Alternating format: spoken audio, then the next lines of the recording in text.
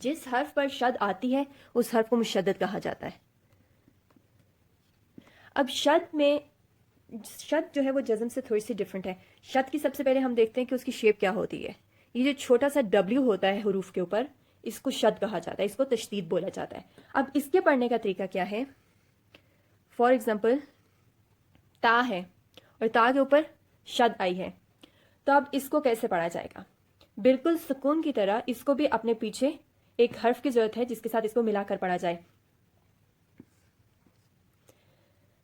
لیکن اس میں اور جزم میں فرق یہ ہے کہ جزم پہ ہم فوراً سے رک جاتے ہیں, لیکن جو تشدید ہوتی ہے ہم اس حرف کو اس کی حرکت کے ساتھ دوبارہ پڑھتے ہیں.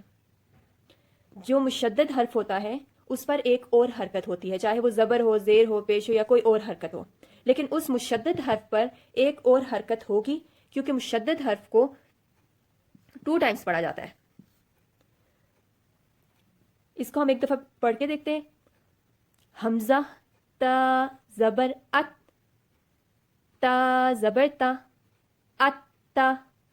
اب یہاں پر بھی ایک خیال رکھنا ہے, اصل میں اگر ہم اس کو اوپن کر کے لکھتے ہیں تو یہ ہے حمزہ تا زبر ات, تا زبر تا.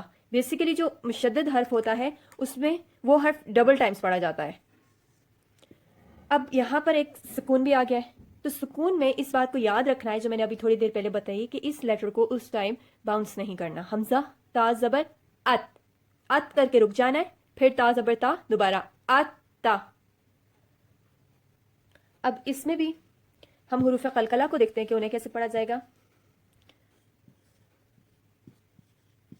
حمزہ با زبر اب, با زبر با, اب با. تھوڑے سے سٹریس کے ساتھ اس کو پڑھا جائے گا اب با. پہلے جب ہم اس کو پڑھیں گے حمزہ با زبر اب, تب ہم قلقلہ کریں گے. تمام جو 5 حروف قلقلہ ہیں ان کو دھیان میں رکھنا ہے. حمزہ طا زبر اط, اس کے بعد طا زبر طا, اط طا. دیکھیں اتا اط طا. تھوڑا سا اس پہ سٹریس دیں گے اور اس بات کا دھیان رکھیں گے جب ہم اس کو اسپیل کر رہے ہیں, یعنی جس کو ہم توڑ جوڑ بولتے ہیں, جب ہم اس کو اسپیل کر رہے ہیں اس ٹائم اس بات کا خیال رکھنا ہے کہ حروف قلقلہ پر قلقلہ کرنا ہے, اور جن حروف پر قلقلہ نہیں ہوتا ان پہ قلقلہ نہیں کرنا, ان پہ انسٹنٹ رکنا ہے. ات, اب. اب جو ہے آپ نے ان دونوں چیزوں کو, ان کے بارے میں اگر کوئی کوشچن ہو تو کامنٹس میں ضرور پوچھے گا. ان دونوں کو آپ نے 10 ٹائمز ڈفرینٹ حروف الہجا کے ساتھ پریکٹس کرنا ہے. جزم کو بھی پریکٹس کرنا ہے, تشدید کو بھی پریکٹس کرنا ہے, اور اس چیز کو دھیان میں رکھنا ہے کہ قلقلہ کرنا مشکل نہیں ہے. اس لیے میں آپ کو قلقلے کی پریکٹس کرنے کے لیے نہیں کہوں گی, میں آپ کو کہوں گی جن لیٹرز پہ, جن حروف الہجا پہ قلقلہ نہیں ہوتا ان پر دھیان دینا ہے. کہ زیادہ غلطی جو ہے اسٹوڈنٹس یہ کرتے ہیں کہ جن پر قلقلہ نہیں ہوتا وہ اس پر بھی قلقلہ کرتے ہیں, کیونکہ وہ قلقلے کو پریکٹس ہی اتنا کر چکے ہوتے ہیں.